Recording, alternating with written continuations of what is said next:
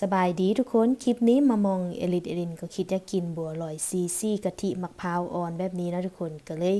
ที่ส่วนทุกคนไม่เฮ็ดกินไปพร้อมๆกันเลยนะทุกคนเนาะก่อนอื่นเหมือนเฮาก็จะมาผสมแป้งกันก่อนนะทุกคนก็จะมีแป้งข้าวเหนียวและแป้งข้าวเจ้าส่วนผสมของแป้งมามองเอลินก็จะเขียนไว้ให้หน้าคลิปเด้อส่วนผสมของน้ำทุกคนก็สามารถกะได้เองเลยเนาะก็จะมีน้ำใบเตยและกะทิถ้าว่าทุกคนนวดไปแป้งแค่นก็สามารถเติมน้ำใบเตยหรือน้ำกะทิลงไปได้เนาะทุกคนเนาะถ้าว่าแป้งแล้วทุกคนก็สามารถเติมแป้งเข้าไปได้เนาะแล้วเราก็จะนวดไปจนพอให้มันปั้นได้แบบซีก็ได้แล้วเนาะทุกคนได้แล้วเรียบร้อยแล้ววันนี้เราก็จะมาตอบนวดแป้งตัวดอกอัญชันกันเลยเนาะทุกคนก็จะใส่น้ำผสม4ดอกอัญชันลงไปแล้วก็ตามด้วยกะทิเฮ็ดแบบเดียวกันเลยทุกคนวันนี้เราก็จะมานวดส่วนผสมตัวเพือกผสมกับแป้งเนาะทุกคนก็จะมีเพือกนึ่งสุกประมาณ100 กรัมเนาะทุกคนเนาะแล้วก็เติมน้ำกะทิลงไปกะทิทุกคนก็ค่อยๆเติม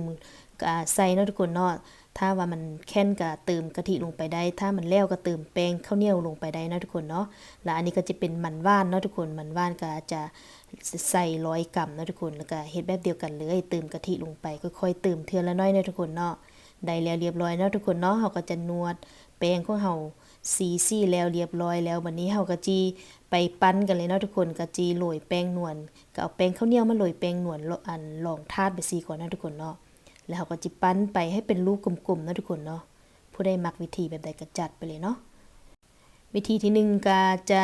เอามาครึ่งๆใส่อุ้งมือแบบซี่เนาะทุกคนเนาะแล้วก็วิธีที่2มามองเอลินก็มักจะใส่ตัววิธีนี้ไล่ก่อนเนาะใส่ทั้ง2มือครึ่งไปซี่ไปเนาะแล้วไว้ก่อนเด้อทุกคน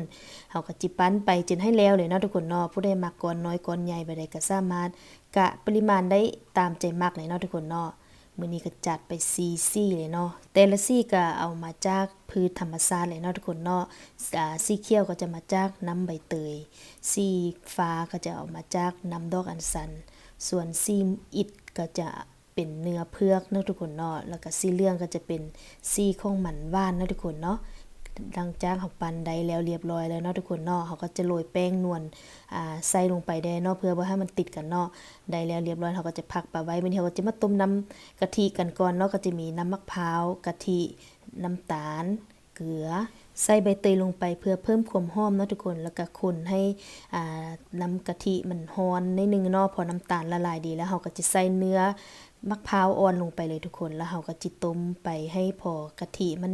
ฝดเดือดไปซีก็ปิดไฟได้แล้วนะทุกคนเนาะทุกคนก็สามารถกะปริมาณได้เองเด้เนาะว่าจะเฮ็ดน้อยหรือหลายแล้วก็ซีมเอาเนาะมักหวานน้อยหวานหลายบ่ได้ก็จัดไปเลยทุกคนวันนี้เฮาก็จะมาเตรียมต้มน้ำเพื่อจิต้มบัวลอยเนาะใส่น้ำลงไปตามด้วยน้ำตาลทุกคนก็กะได้เองเลยเนาะว่าจะใส่น้อยหรือหลายแล้วก็ปะให้น้ำจนฝุดแล้วเฮาก็จะใส่เนื้อบัวลอยลงไป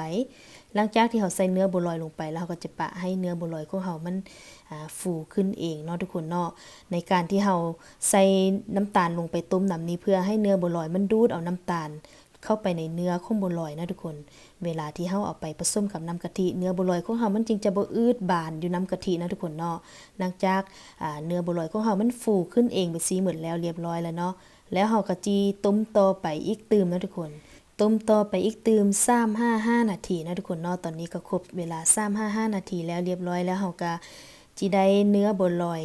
ซี่นะแซ่บไปสิเลยนะทุกคนเนาะแล้ววันนี้เฮาก็จีตักเนื้อบัวลอยของเฮาไปนอกกับน้ำเย็นกันเลยทุกคนสีสันสวยงามขนาดเนาะทุกคนเนาะน่าแซ่บขนาดเลยทุก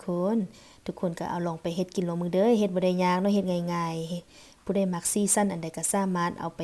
แต่งซี่กันได้เลยนะทุกคนเนาะหลังจากเฮานอกน้ำเย็นได้แล้วเรียบร้อยแล้วเนาะแล้วบัดนี้เฮาก็จะเอาขึ้นไปใส่ตะแกรงให้เสด็จน้ำแล้วเฮาก็จะเอาไปลงไปผสมกับน้ำกะทิที่เฮาต้มเตรียมปะไว้นี่เลยทุกคน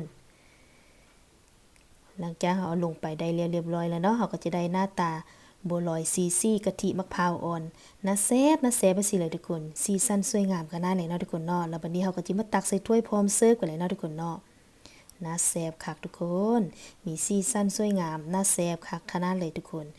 ผู้ใดที่ได้เห็นคลิปนี้แล้วคิดอยากกินก็ลุกขึ้นไปซอกซื้อวัตถุดิบมาเฮ็ดกินเลยเนาะทุกคนเนาะเฮ็ดง่ายๆผู้ใดมักซีซั่นอันใดก็จัดไปเลยเนาะทุกคนเนาะ